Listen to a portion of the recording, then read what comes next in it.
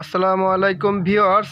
আজকে CD disk দিয়ে আপনাদেরকে গান চালিয়ে দেখাবো আমাদের শৈশবের সময়গুলো যে আসলে কতটা মজার ছিল। সিডি ডিস্ক দিয়ে আমরা গান শুনতাম, কতটা মজাদার ছিল।